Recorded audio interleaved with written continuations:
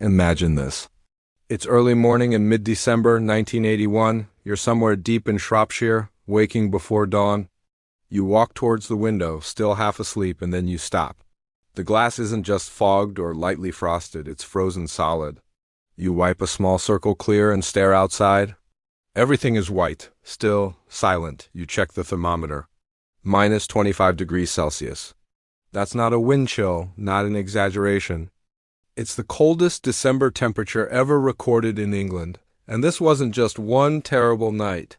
It was the beginning of something much bigger. Something that would grip Britain for 7 relentless weeks, testing the country in ways not seen since the winter of 1963.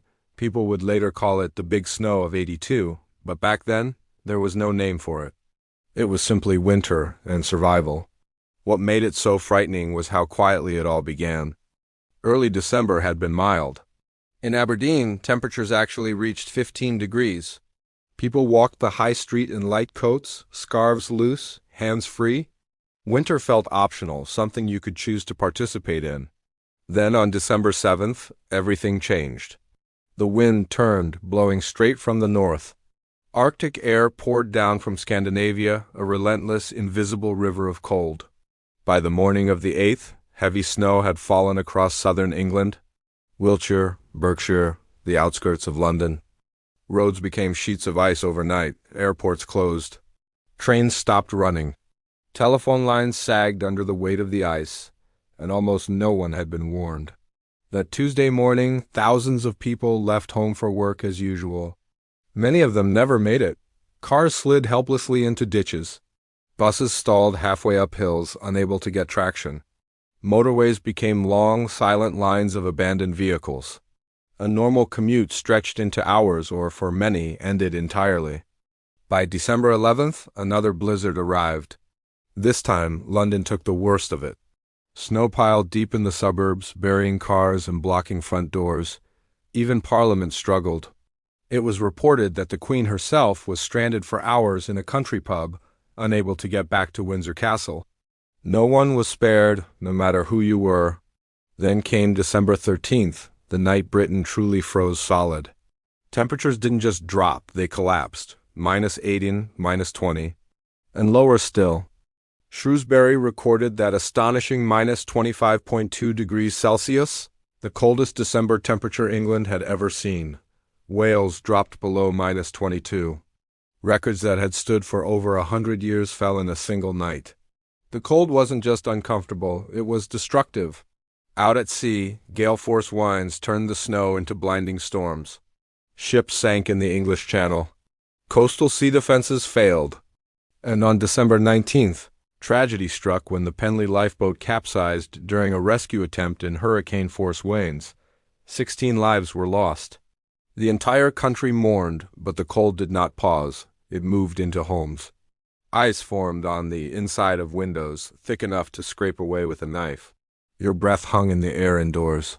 Central heating was still a luxury for many. Most families relied on a single coal fire downstairs. One warm room in the whole house. Everyone gathered there, wearing every jumper they owned. Blankets draped over their shoulders, hands stretched toward flames that barely warmed you unless you sat right on top of them.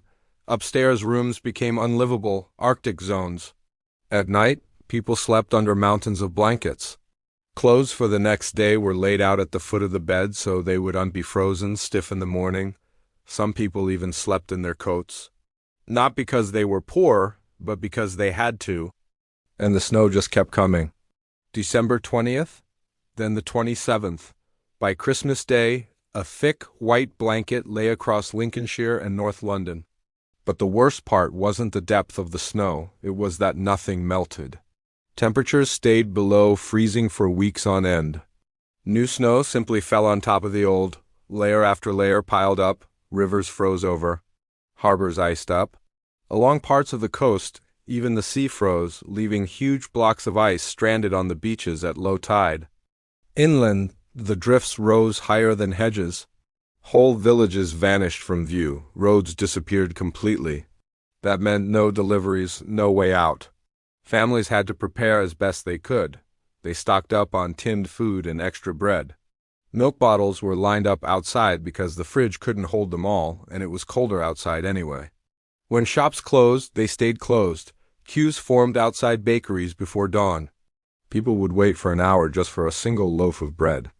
Sugar disappeared from the shelves. Butter was rationed quietly. If you lived in one of the cut-off villages, you had to rely on whatever you had stored in the pantry. Fresh milk vanished. Condensed milk and tea became normal. It had a strange, sweet taste, but it was the taste of endurance.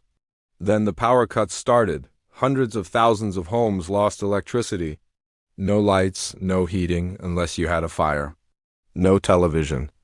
Just candles and the glow of the coal fire. Families played cards and board games. They told stories. They sat close together for warmth. When the power returned, even for just a few hours, people cheered. For the children, it was an almost magical time. Schools closed for weeks. Snow forts rose in gardens, taller than fences. Sledges were dusted off from sheds. When you ran out of sledges, tea trays vanished from kitchens.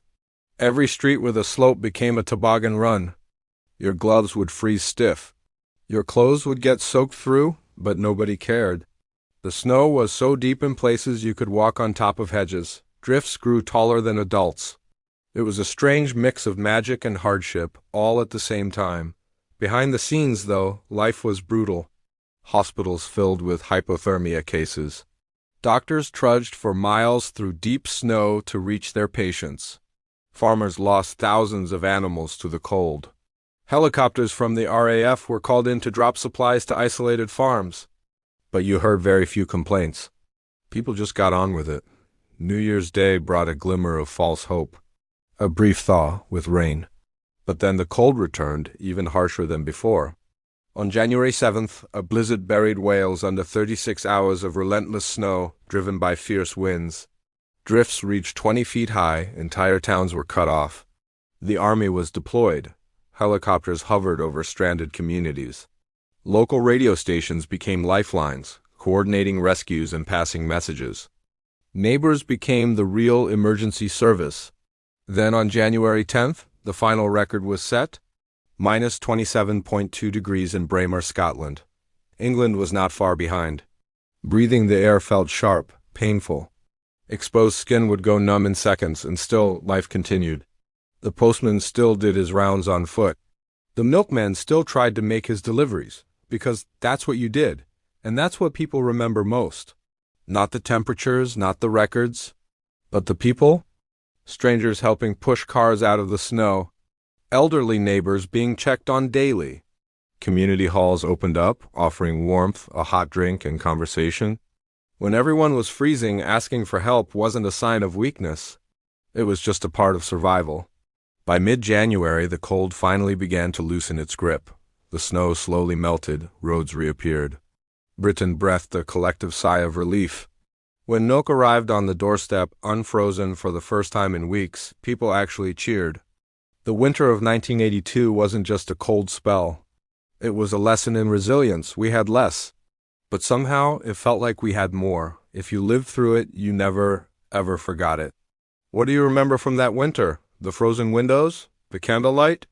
The deafening silence of a world covered in snow? Share your story in the comments. And if these memories matter to you, please like this video and subscribe.